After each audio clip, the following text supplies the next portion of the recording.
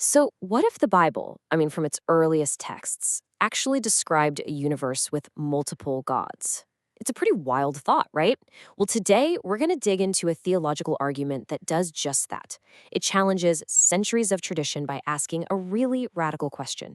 Is it possible the Bible describes a divine council, with one supreme God presiding over all the others? And the jumping off point for this whole investigation comes from Jesus himself. Just picture it. He's accused of blasphemy, a crime punishable by death, for claiming he's the Son of God. And his defense? It's totally unexpected. He doesn't just deny it, nope. He quotes ancient scripture right back at them, with a line that seems to blow the whole idea of a single God wide open. So what on earth was he talking about? Okay, to figure that out, here's how we're going to break this all down. First, we've got to define the key term at the heart of this argument. Then, we'll follow the breadcrumbs, starting with a powerful psalm in the Old Testament and seeing how Jesus links it to his own identity. From there, we'll look at the idea of a divine hierarchy before we put the traditional view and this alternative idea head to head. And finally, we'll see what it all adds up to.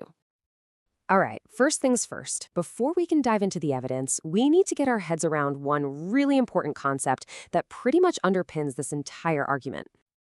Okay, the term is Polytheistic Henotheism. I know it sounds super academic, but stick with me. It's actually just two simple ideas smashed together. First, you've got polytheism. That's the belief that, yep, multiple gods exist. Then you have henotheism, which is the practice of worshiping only one of those gods, the one you see as supreme. So you put them together, and what do you get? A worldview where there are many divine beings out there, but only one supreme God gets all the worship. Now, here's where it gets really interesting. The source we're looking at argues this isn't just some abstract theory. The claim is that polytheistic henotheism is actually a better fit for the original biblical texts than the formal creeds that were written down centuries later. And, as a side note, it points out that this framework has some strong parallels with the theology of the Latter-day Saints. So, where does this idea even come from? Let's get into the evidence. The whole foundation for this argument is found in this short but incredibly dramatic chapter in the Old Testament book of Psalms.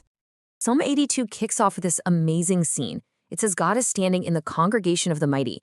Okay, but who's in this congregation? The verse tells us he judges among the gods. And the original Hebrew word used there is Elohim, which is a plural noun. So the source here argues this isn't a metaphor, it's a literal picture of a divine council. And then, just a few verses down, we get the line that everything else hangs on. God is speaking to this divine assembly, and he says, I have said, ye are gods, and all of you are children of the Most High. According to this argument, this is a direct statement about who these beings are. Not judges, not kings, gods. Now, you might be thinking, okay, that's an interesting verse, but it's kind of buried in the Old Testament. But this is where the argument really gets its power, because Jesus himself quotes this exact passage in the New Testament. There it is again. This time, it's from the Gospel of John. When he's backed into a corner, accused of blasphemy for his relationship with the Father, what does Jesus do? He quotes Psalm 82 right back at them. He's literally reminding them that their own law, their own scripture, uses the word gods to talk about others. So, according to the source, this isn't just a theological debate. It's a brilliant legal defense. Jesus is basically using his opponent's own rulebook against them. The logic is crystal clear. How can you possibly accuse me of blasphemy when your own sacred texts call others gods? He's not trying to explain away the psalm as a metaphor. He's leaning into its literal meaning to save his own skin.